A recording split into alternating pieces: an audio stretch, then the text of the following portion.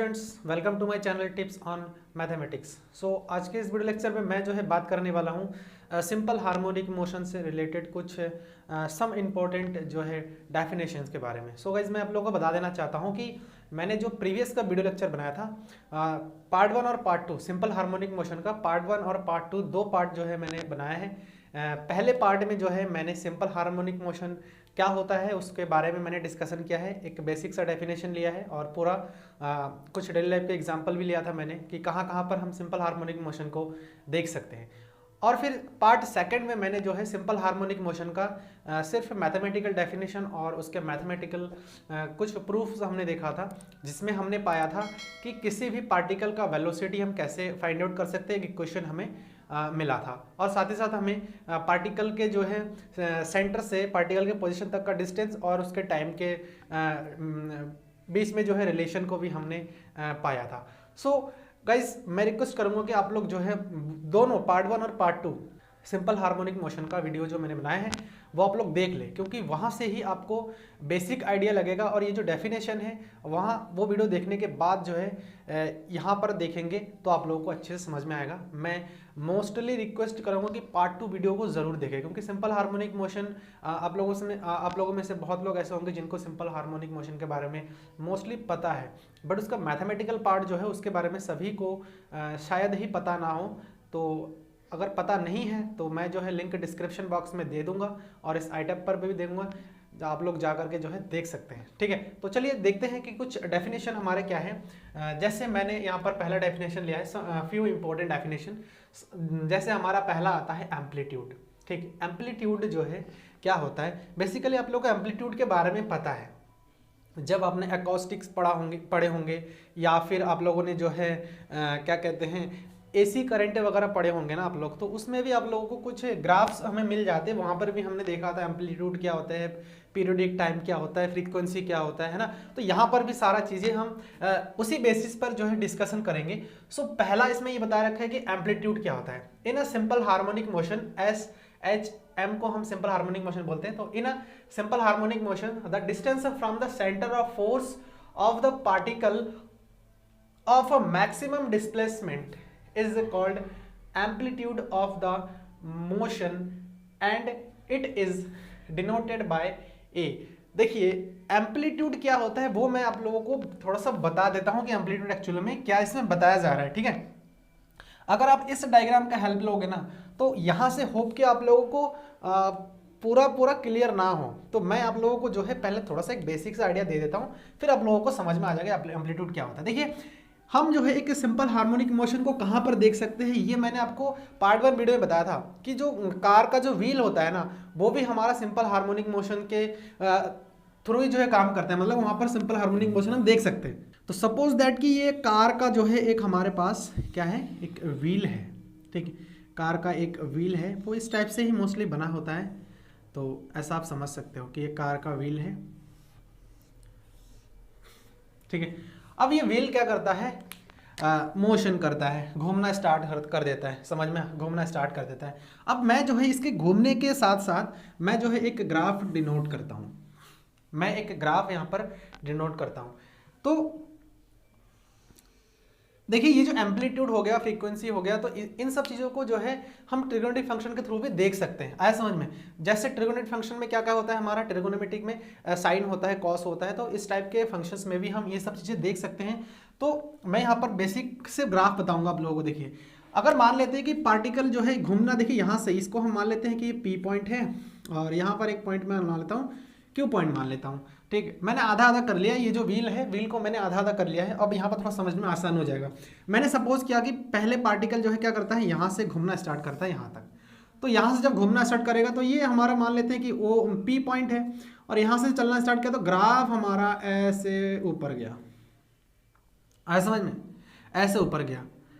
फिर देखिए फिर जो है यहाँ से घूम के आया, यहाँ तक गया पूरा ऐसे, तो ये ऐसे जाएगा, ग्राफ यहाँ पर जाके घूमा। ठीक है, यहाँ से यहाँ तक घूमा, फिर यहाँ से यहाँ तक घूमा। आया समझ में, तो ये कंप्लीट एक मोशन हो गया हमारा। तो कंप्लीट मोशन को दिखाने के लिए ऐसे घूमा, फिर ऐसे घूमा तो यहाँ तक आया, फिर यहाँ से यहाँ तक घूमा, फिर यहाँ तक आया, फिर देखिए फिर से क्या करेगा, कंटिन्यूअसली घूमता रहेगा, सिंपल हार्मोनिक मोशन है तो यहाँ पर सिंपल जो है पूरा ही कंटिन्यूअसली घूमता रहेगा, तो फिर से ऐसा घूमेगा तो फिर से ऐसा चलेगा ग्राफ, फिर ये घूम के यहाँ पर आएगा तो ग्राफ ये नीचे से ऐसा आपका जाएगा। होप कि आप लोगों को समझ में आ रहा है। तो एम्पलीट्यूड देखिए, अब यहाँ पर एम्पलीट्यूड को आप लोग समझिए, the distance from the centre of force of the position of maximum displacement is called the amplitude of the motion and it is denoted by A. तो अगर मैं बात करूं maximum distance from the centre, तो centre से maximum displacement आपका क्या हो रहा है, देखिए ये है, ये अगर इस ग्राफ में अभी आप लोग अगर देखेंगे तो ये देखिए इस सेंटर से मैक्सिमम डिस्प्लेसमेंट देखिए कहाँ पर है, ये ए है ना, ये मैक्सिमम डिस्प्लेसमेंट ही तो है, तो ए जो है आपका क्या हो जाएगा, एम्पलीट्यूड हो जाएगा। और आप गाइज जो है इसमें आप एम्पलीट्यूड कहाँ पर देख सकते हो वो भी मैटर करता है, मैं आप लोगों को बता देता हूँ। तो देखिए यहाँ पर हम एक्चुअल में इसको देख सकते हैं कि पार्टिकल की इक्विलिब्रियम पोजीशन कहाँ पर होगा, इक्विलिब्रियम पोजीशन यहाँ पर होगा, ठीक है ना। अगर यहाँ पर सेंटर है तो यहाँ से इक्विलिब्रियम पोजीशन, यहाँ से मैक्सिमम डिस्प्लेसमेंट देखिए ये यहाँ से यहाँ तक का मैक्सिमम डिस्प्लेसमेंट है, नेगेटिव डायरेक्शन में देखेंगे तो यहाँ से यहाँ तक ये मैक्सिमम डिस्प्लेसमेंट, तो यही जो है आपका क्या है, एम्पलीट्यूड है सिंपल हार्मोनिक मोशन में किसी पार्टिकल का, ठीक है ना। यही चीज यहाँ पर बताया गया था। सो होप कि आप लोगों को एम्पलीट्यूड का कॉन्सेप्ट अच्छे से क्लियर हो गया है। अब गाइज यहाँ पर जो है दूसरा पॉइंट हमारा आता है पीरियोडिक टाइम, ठीक है ना, या फिर time period. In a simple harmonic motion time taken to make one complete oscillation called time period or periodic time and denoted by t। so guys यहाँ पर देखिए कंप्लीट ऑसिलेशन का मतलब क्या है, मैंने यहाँ पर दो डायग्राम ड्रॉ किया है, दोनों के माध्यम से हम यहाँ पर इस चीज को समझेंगे, ठीक है। कैसे, नंबर फर्स्ट सबसे पहले इस व्हील का एग्जांपल से समझते हैं। व्हील का एग्जांपल से कैसे हमें देखिए मिलेगा, सबसे पहले देखिए व्हील यहाँ से मोशन करना स्टार्ट किया तो ये आधा मोशन हुआ, फिर यहाँ से देखिए ये, तो पीरियोडिक टाइम क्या होता है, मतलब ये कंप्लीट ऑसिलेट करे, है ना। कंप्लीट ऑसिलेशन में जो भी टाइम लिया जाता है उसको हम बोलते हैं पीरियोडिक टाइम, ठीक। तो देखिए कंप्लीट ऑसिलेशन कब कहेंगे हम, जब पूरा ये जो व्हील है घूम करके यहाँ से यहाँ पर पहुंच जाए, आया समझ में, तो ये एक कंप्लीट ऑसिलेशन होता है। अब यहाँ पर अगर मैं बात करूँ कि अगर पार्टिकल यहाँ से चलना स्टार्ट किया और यहाँ से चल करके फिर यहाँ पर आया, तब ये कंप्लीट ऑसिलेशन नहीं होगा। अगर यहाँ से पार्टिकल यहाँ पर आई तो ये कंप्लीट ऑसिलेशन नहीं माना जाएगा। कंप्लीट ऑसिलेशन कब माना जाएगा, जब पार्टिकल यहाँ से यहाँ पर आई फिर यहाँ से यहाँ पर भी गई, आया समझ में, ये आधा फिर ये आधा, मतलब पॉजिटिव डायरेक्शन में नेगेटिव डायरेक्शन में हाफ हाफ करना है। जैसे यहाँ से यहाँ पर आई तो मान ली ग्राफ ऐसे चढ़ी, फिर यहाँ से यहाँ पर ऐसे गई तो ग्राफ ऐसे चढ़ी, ठीक है ना। बात एक ही है, मतलब नेगेटिव डायरेक्शन में आना, पॉजिटिव डायरेक्शन में आना, तो उस हिसाब से जो है ग्राफ ऊपर नीचे जो है ऑसिलेट, मतलब ये दिखाएगा आपका, ये साइन कर्व है हमारा, हम इसको बोल सकते हैं, ठीक है। तो यहाँ पर भी वही चीज है, यहाँ से यहाँ तक आई ये हाफ, फिर यहाँ से यहाँ तक, तो ये हमारा कंप्लीट ऑसिलेशन हुआ। यहाँ से यहाँ तक आई फिर यहाँ से यहाँ तक गई, तो ये कंप्लीट वन ऑसिलेशन। तो कंप्लीट वन ऑसिलेशन में जो भी हमारा टाइम लिया जाता है पार्टिकल के द्वारा, तो वो हमारा जो है एक क्या होता है, पीरियोडिक टाइम होता है, ठीक है ना, या फिर टाइम पीरियड हम इसको बोल सकते हैं। इसको हम सिंपली जो है टी से डिनोट करते हैं, आया समझ में, टी से सिंपली इसको हम डिनोट करते हैं। अब गाइज यहाँ पर मैं थोड़ा सा इसको रफ करूँगा, तो देखिए अब मैं यहाँ पर जो है इस टाइम पीरियड को मैंने टी से दिखाया है ना, तो टी को मैं क्या लिख सकता हूँ, देखिए 4 into time from O to A. 4 time मैंने ऐसा क्यों लिखा, देखिए ये जो है ओ टू ए, ये 1 ऐसा आप मान सकते हैं, फिर O टू A डैश ये 2, फिर A डैश टू O ये 3 हो गए, और O से फिर A तक पार्टिकल पहुंचने में फिर ये 4 टाइम हो गए। तो 4 टाइम मतलब यहाँ से यहाँ तक के टाइम की 4 टाइम है ये, समझ में आप,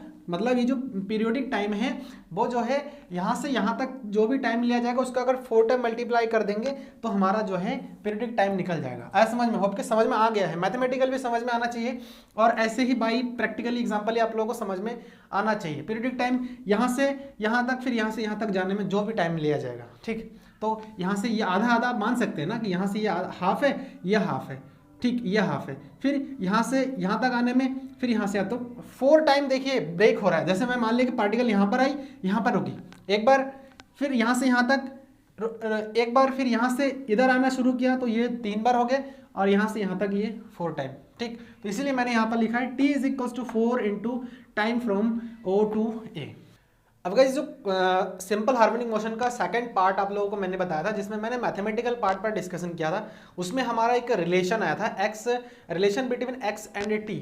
सो hope you know that relation between x and t हमारा क्या था। देखिए, since x is equals to a cos root mu of t something, हमारा ऐसा कुछ था। ठीक है ना, ये इक्वेशन था हमारा, ये समझ लीजिए। देखेंगे वीडियो आप लोग तो आप लोगों को पता लग जाएगा। ठीक, यहाँ पर x हमारा क्या है, ये यहाँ पर x हमारा क्या है, x जो है पार्टिकल का पोजीशन तक का डिस्टेंस है। कहाँ से? पार्टिकल के सेंटर से। ठीक है ना, लाइक दैट। ये x जो है पार्टिकल यहाँ पर सेंटर से लेकर के पार्टिकल के पोजीशन तक का जो भी डिस्टेंस है वो हमारा x है। ठीक, और ये जो a है ना, अभी मैंने जस्ट बताया आप लोगों को एम्पलीट्यूड, इसको हम a से दिखाते हैं एम्पलीट्यूड को। अभी एम्पलीट्यूड समझाया था ना आप लोगों को, तो वही ये a जो है एम्पलीट्यूड है। ठीक, तो एम्पलीट्यूड ये हो गया और ये t जो है आपका क्या हो गया, टाइम हो गया। अब गाइस यहाँ पर आप लोग एक चीज समझिए, अगर मैं इस सेंटर ऑफ फोर्स की बात करूं, है ना, इस सेंटर ऑफ फोर्स की बात करूं, यहाँ पर पार्टिकल मैं मान लेता हूं कि यहाँ पर है, अगर पार्टिकल आपका यहाँ से यहाँ तक आ जाता है तो उस कंडीशन में क्या होगा। देखिए, पार्टिकल अगर यहाँ से यहाँ तक पहुंच जाता है तो उस कंडीशन में जो आपका ये x हो जाएगा ना, ठीक है ना, एट सेंटर ऑफ फोर्स, यहाँ पर मैं लिख देता हूँ थोड़ा सा आप लोग, क्योंकि अभी यहाँ पर हम जो है टाइम पीरियड यानी पीरियोडिक टाइम को कैलकुलेट करेंगे, थोड़ा सा देखेंगे। तो at a centre of force O, है ना, सेंटर ऑफ फोर्स क्या है, O है, तो सेंटर ऑफ फोर्स O पर देखिए क्या हो जाएगा, x जो है हमारा, x इज इक्वल्स टू 0, क्योंकि जो पार्टिकल है, पार्टिकल x जो है क्या है, डिस्टेंस है, पार्टिकल के पोजीशन का डिस्टेंस है। कहां से? सेंटर से। अब पार्टिकल ही सेंटर में आ गई, अब ये पार्टिकल ही सेंटर में आ गई तो कोई डिस्टेंस तो होगा ही नहीं, है ना, सेंटर से सेंटर तक के डिस्टेंस क्या है, 0 है। So that's why we have to take x is equals to 0 here. ठीक, x इज इक्वल्स टू 0 लेंगे। अब देखिए x इज इक्वल टू 0 हो जाएगा तो यहां से हमें क्या मिल जाएगा, देयरफॉर यहां पर 0 पुट करेंगे। सो a इज इक्वल्स टू, देखिए क्या मिल जाएगा हमें, सॉरी x इक्वल टू अगर मैं 0 लेता हूं उस कंडीशन में, तो देखिए हमारा जो यहाँ से यहाँ तक आने में जो टाइम ट्रेवल किया गया ना, उसको हम मान लेते हैं कि वो t1 भी है। ठीक है, हम ये मान लेते हैं कि यहाँ से यहाँ तक पार्टिकल आने में जो है t1 टाइम लिया है, तो हम जो है इस t को and t is equals to t1 हम ले लेते हैं। ठीक है, तो देखिए 0 a cos root mu t1 हो जाएगा यहाँ से। अब देखिए ये इधर आ जाएगा तो टोटल 0 बन जाएगा और यहाँ पर हमारा रह जाएगा cos root mu into t। ठीक है, अब देखिए cos इधर है तो मैं इसको इधर ले आ सकता हूँ। मैंने कल इसका कॉन्सेप्ट ही आप लोगों को थोड़ा बहुत बताया था कि इसके उधर लेके आएंगे तो cos इनवर्स हो जाएगा, cos इनवर्स 0। ठीक है, और यहाँ पर जो है क्या हो जाएगा, is equals to root mu और यहाँ पर t रहा। देखिए यहाँ पर क्या हो जाएगा, cos इनवर्स, और ये 0 cos जो है 0 कहाँ पर देता है, cos पाई बाय 2 पर देता है, cos pi by 2 is equals to root mu, t को t1 लिखेंगे, हाँ t को हम जो है यहाँ पर t1 लिखेंगे। तो यहाँ से देखिए cos से cos हट जाएगा तो pi by 2 is equals to root mu of t1 रहा हमारा, है ना, रूट म्यू t1 रहा। तो हमें अगर टाइम अगर निकालेंगे यहाँ से यहाँ तक का, यहाँ से यहाँ तक आने में टाइम, ऐसा क्यों कर रहे हैं, मैंने यहाँ पर वही तो बताया आप लोगों की 4 time from O to A। तो यहाँ से यहाँ तक का अगर टाइम हम निकाल लेंगे तो उसको अगर 4 से मल्टीप्लाई कर देंगे तो हमें क्या मिल जाएगा, टाइम पीरियड या फिर पीरियोडिक टाइम आपको मिल जाएगा। ठीक है, टाइम पीरियड या फिर पीरियोडिक टाइम आप लोगों को मिल जाएगा। तो देखिए यहाँ से t1 हम कैलकुलेट करते हैं तो t1 हमें क्या मिल जाएगा, t1 इज इक्वल्स टू ये अपॉन में आ जाएगा, सो पाई अपॉन 2 रूट म्यू आ जाएगा हमारा t1। ठीक है, t1 आ जाएगा हमारा पाई अपॉन 2 रूट म्यू आ जाएगा। अब ये गाइस यहाँ से यहाँ तक का टाइम है, बट हमें कहाँ से कहाँ तक का टाइम चाहिए, यहाँ से यहाँ तक आने में, फिर यहाँ से यहाँ तक आने में, फिर यहाँ से यहाँ तक, फिर यहाँ से यहाँ तक, हमें यहाँ से यहाँ तक, यहाँ से यहाँ तक, पूरा एक ऑसिलेशन के लिए। हाँ, तो यहाँ पर देखिए कैसे हो जाएगा, फिर इसको हम 4 से मल्टीप्लाई कर देंगे। देखिए ये t इक्वल टू हमारा आप क्या मिल जाएगा, 4 into pi upon 2 root mu, 2 से 4 यहाँ पर कैंसिल आउट कर सकते हैं। So t is equal to हमें मिल जाएगा 2 pi upon root mu. So hope कि आप लोगों को जो है ये टाइम पीरियड या फिर पीरियडिक टाइम का कॉन्सेप्ट अच्छे से क्लियर हो गया है। अब एक नेक्स्ट हमारा टॉपिक इसमें बचता है और वो है फ्रीक्वेंसी। सो गाइस फ्रीक्वेंसी भी बहुत ही ईजी होता है।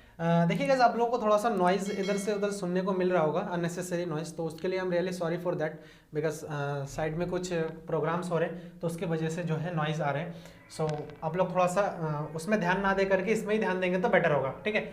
सो देखिए यहाँ पर फ्रीक्वेंसी क्या बताया जा रहा है, the number of complete oscillation in 1 second is called the frequency of the motion and it is denoted by small n, ठीक है।